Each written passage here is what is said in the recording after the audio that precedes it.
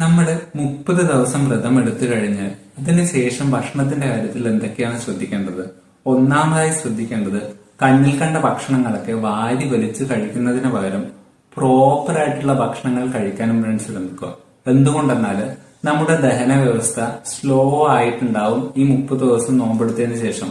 So ചെറിയ ലഘുവായ ഭക്ഷണങ്ങള്, കഞ്ഞി, സൂപ്പ്, അങ്ങനെ ഫ്രൂട്ട്സ്, അങ്ങനെ ചെറു ചെറു ലഘു ഭക്ഷണങ്ങൾ ആദ്യം പ്രിഫർ ചെയ്യാൻ, ആദ്യത്തെ 2 വീക്ക് പ്രിഫർ ചെയ്യാൻ ശ്രമിക്കുക.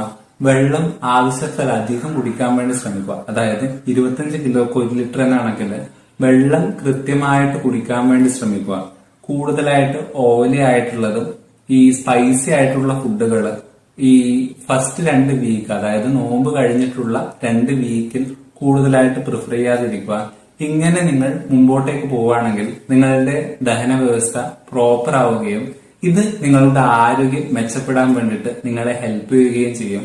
പിന്നെ ഒരു കാര്യം പറയാനുള്ളത്, ഈ 30 ദിവസം നോമ്പെടുത്തു എന്ന് വിചാരിച്ചിട്ട് നമ്മൾ കണ്ണിൽ കണ്ട ഫാസ്റ്റ് ഫുഡും കാര്യങ്ങളൊക്കെ കൂടുതലായിട്ട് കഴിക്കുകയാണെങ്കിൽ ഇത് നിങ്ങളുടെ ദഹനാവസ്ഥയെ ഇടങ്ങാറിലാക്കാനും ഇത് പിന്നീട് പലതരത്തിലുള്ള ആരോഗ്യ പ്രശ്നങ്ങൾ, നോമ്പിന്റെ എല്ലാ തരത്തിലുള്ള ഗുണങ്ങളും ഇല്ലാതാക്കാനും കാരണമായിത്തീരുന്നതാണ്.